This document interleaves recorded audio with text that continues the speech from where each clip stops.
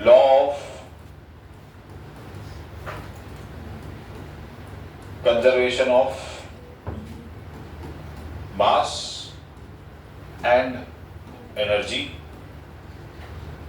और work energy theorem. ये 15-20 1 2 3 4 5 6 7 8 9 10 11 12 ये 12 चीजों पे अभी का 1 घंटा डिपेंड करेगा तुम्हारा, बहुत ज्यादा। इसके अलावा कुछ भी नहीं आएगा जो भी है इसके अंदर। अब हुआ क्या, मैंने तुमको एक बात बताई थी, same height same pressure same liquid, same height same liquid same pressure, ठीक है, ये मैंने बात बताई। अब समझो एक कंटेनर है, वो कुछ ऐसा पड़ा हुआ है।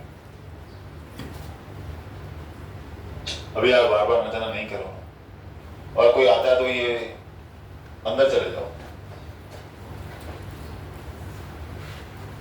ठीक है।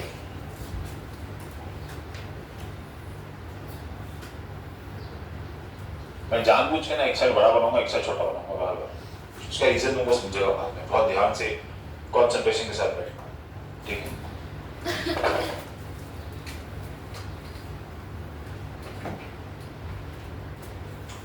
अभी से जो भी मैं पाइप बनाऊंगा उसके अंदर ऑलरेडी लिक्विड होगा, मतलब वो फ्लोइंग पाइप होगा, रुका हुआ पाइप नहीं है, खाली पाइप नहीं है, पानी अंदर है, डिफॉल्ट है, यहाँ से पानी जा रहा है यहाँ से पानी आ रहा है, वो मैंने वो बीच का पार्ट काट के रखा हुआ है, पानी फ्लो अभी भी हो ही रहा है, क्योंकि बार बार एक ही चीज रिपीट नहीं कर पाएंगे हम लोग।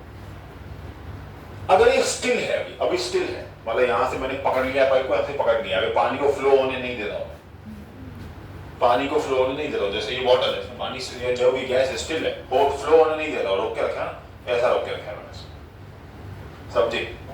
तो प्रेशर डिफरेंस कितना होगा दोनों के बीच में, मतलब एक पॉइंट समझो, यहाँ पे ले लो A, एक पॉइंट ले लो यहाँ पे B, ये ले लो P1, ये ले लो P2।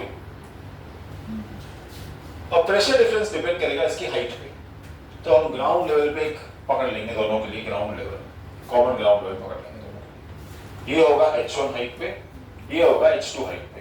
प्रेशर डिफरेंस मतलब चेंज इन प्रेशर, प्रेशर की फॉर्मूला क्या होती है, H rho G, ये फॉर्मूला है। अब प्रेशर मतलब क्या होगा, P2 minus P1, मतलब क्या होगा, H चेंज होगा, डेंसिटी वाटर की सेम रहेगी, G सेम रहेगा, मतलब क्या रहेगा, H2 minus H1 rho G, this is for still liquid, still,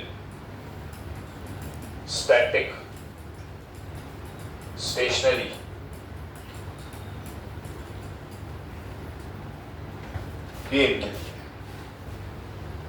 ये लॉज हमको बहुत पहले से पता है कि इसके लिए होता है, किसने बोल दिया कि नहीं।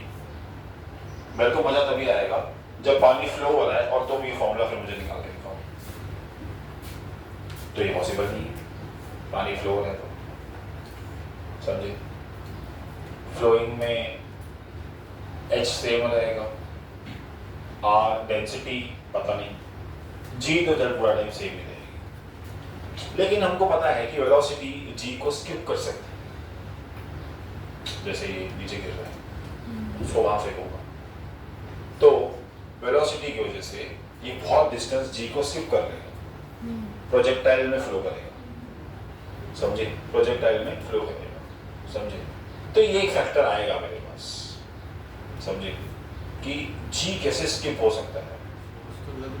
हाँ, G की फोर्स तो लगेगी थोड़ा टाइम से, पर वेलोसिटी के कारण जो वाटर मॉलिक्यूल यहाँ गिरना चाहिए वो आगे गिरेगा। अभी यहाँ पे क्या है, यहाँ पे जो पानी है, अगर पाइप निकाल दो सारा का सारा पानी नीचे, लेकिन ये वाला पानी अगर वेलोसिटी से मूव कर रहा हो, समझे, समझो भी जैसे ये कोई स्मूथ, तो वैसे एग्जाम्पल समझो, मैंने यहाँ से उसको धक्का दिया तो कोई चीज को अगर मैं फास्ट धक्का दूंगा तो इमीडिएटली तो नीचे गिरेगा, मोमेंटम की वजह से वो ऐसा फ्लो होगा ना, ऐसे देखो, ऐसे तो नीचे जाएगा, देखो ये स्लो वेलोसिटी है, एकदम नीचे आ गया, लेकिन यही मैंने इसको वेलोसिटी की वजह से ग्रेविटी इसको यहीं पे लगना चालू हुई, और प्रोजेक्टाइल की वजह से वो थोड़ा सा आगे गया और उसके बाद नीचे ग्राउंड के साथ कांटेक्ट में आया, तो ये है लिक्विड इन मोशन। अब इस पे प्रेशर डिफरेंस की करंट बात चलेगी, इस पे प्रेशर डिफरेंस हम कैसे निकालेंगे, तो वो हम समझेंगे कैसे निकालेंगे, इसके वजह से टॉपिक अलग ही हुआ। तो पहले बोला कि यहाँ का जो फ्लो है वो कंटिन्यूअस चाहिए, समझे? और हम अब जो भी पढ़ेंगे वो आइडियल लिक्विड के लिए पढ़ेंगे। अब आइडियल लिक्विड के लिए मैंने सबसे पहले बात बोली थी कि वो किधर था, इनकंप्रेसिबल है, ठीक है।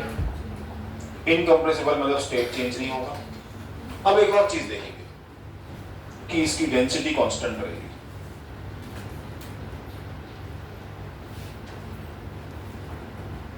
तुमने इमेजिन करो, ये इमेजिनेशन बहुत काम आएगी। तुम इमेजिन करो, बहुत इमेजिनेशन काम आएगी, ठीक है। फॉर एग्जाम्पल हम लोग, तुम लोग की बेंच थोड़ी बाहर ले लो, तुम लोग की तीनों की थोड़ी सी और बाहर ले लो, और थोड़ी सी, ज्यादा थोड़ी सी, बस, ठीक है। बेंच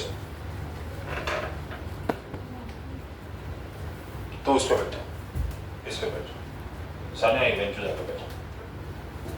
बैठना पड़ेगा, आई डोंट नो